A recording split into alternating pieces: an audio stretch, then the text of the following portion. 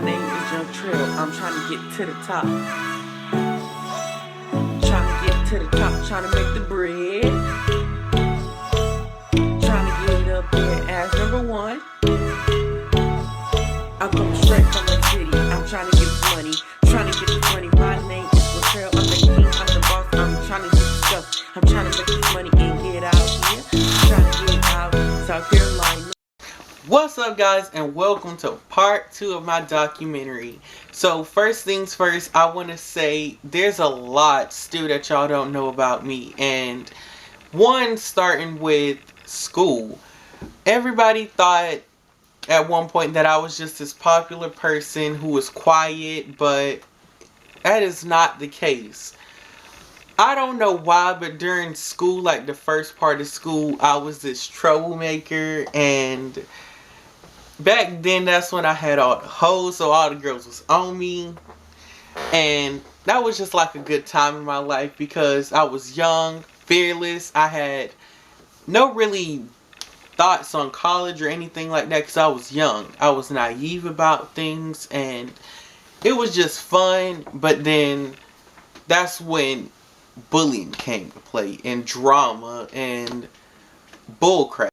It's like during 3rd grade, that's when all the drama started. And I was just like one of them people just sitting there watching like, is this really going on? Like, is people really fighting?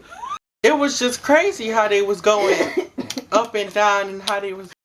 It was just crazy how they was just acting like fools up in it. They was literally beefing over anything. But for me, they was just picking a fight with me for no reason. So everybody knows you ain't gonna back down. So one thing I didn't do is back down. It was like 4th grade, I think, when I really started to grow some balls. And I was like, I ain't taking this stuff no more. I'm not. So it's like, if you see somebody, they want to be running off with the mouth, want to argue. So I'm like, what's up? What we trying to do? They like, I'm not trying to get suspended. So my thing is, instead of getting suspended, I did it the old-fashioned way. It was like, go to the bathroom, let's fight. I was literally fighting in a bathroom, and that's just embarrassing, very embarrassing. And then 5th through 7th grade was just quite bull. All it was a bunch of drama, aggravating stuff, and then that's when 7th grade I really started to find myself as a person. My personality got bigger. I grew more confidence in myself, and that's when I started doing music. And my first song that I did was Will You Be Mine, and that was like a bop that everybody knew. Everybody was like, oh girl, I want you to be mine, and etc. If you know me, I live in a small town, so once the song got out there, it wasn't no stopping. It was not trying to say it was a hit because it didn't make it nowhere close to the charts, but it got 600 and something views for just me singing, and the song, everybody knows it, Will You Be Mine. It's just like the beat. That's when I was horrible. I was trash. I was really trash. I used BandLab, and then the beat was like, that's how simple it was. And it just, I was just sitting there thinking like, what is something I really like? And I was like, girls. So I was like, girl, I want you to be mine. And then I'm just sitting here writing in my notes, well, typing, and I'm just like, girl, I want you to be mine. And I'm just like, yeah, that's a hit right there. But it really wasn't a hit. It really wasn't a hit. It was a local hit. Let me say that. It was a local hit. And after that, it's just once that got a good response, I was like, why can't I just sit there and pour my feelings into a song? And mind you, this was SoundCloud days. I was over there singing a song called Truth, basically talking about how people called me all these names and etc. Everybody liked that song, but it's trash. Absolutely trash. And after that year, I just had to go.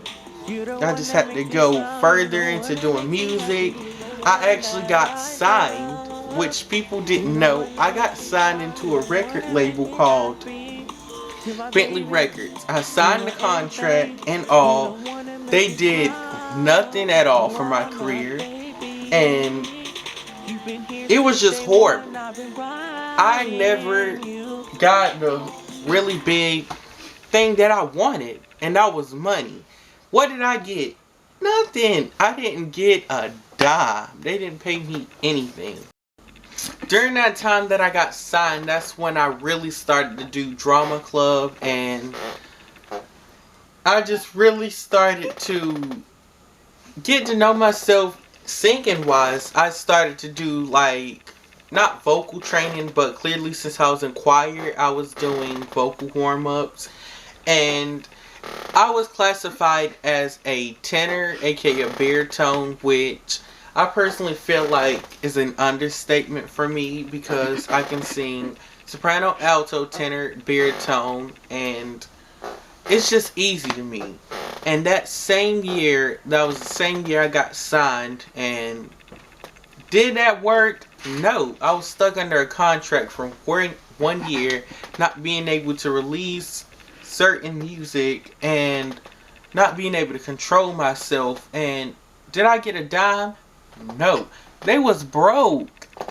They was really broke because they didn't even pay me to come to New York, get in the studio, do anything. They was expecting me to pay $500 to book my own hotel and get my own flight there, and I just felt like, what kind of record label are y'all? And it was just too late to even get out of it because I already signed the contract and already said there's no way out. There is no way out other than just maybe just leaving. And you can't break a contract. That's what I found out. Or you will be fined and possibly in front of a judge. And I couldn't break the contract. Once it was over, I released an EP and I released an album. And I'm still making music to this day.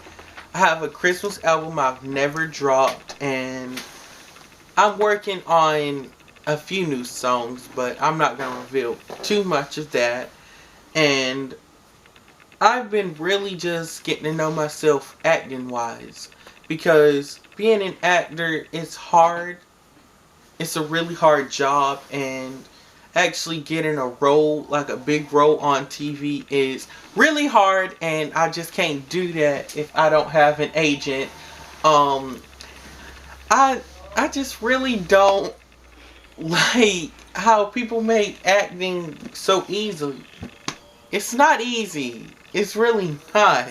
And one thing before this docuseries ever end, I want you to know this. Live your dreams, live it wonderfully, and just try your best. Because if you can't do that, or if you can't live up to your dreams, then it'll never happen.